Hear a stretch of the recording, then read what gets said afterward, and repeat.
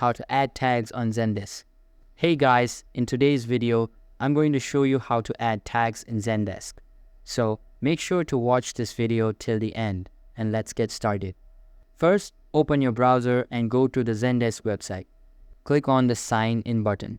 Enter your email and password, then click on Sign In again to access your dashboard.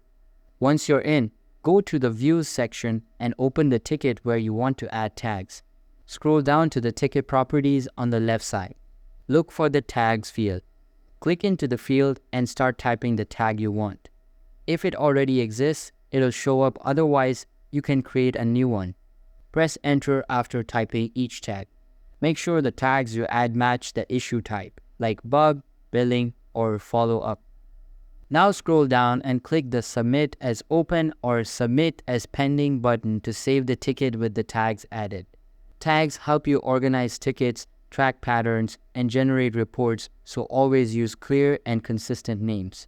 Also, it's a good idea to review your tag list regularly to avoid clutter or duplicates.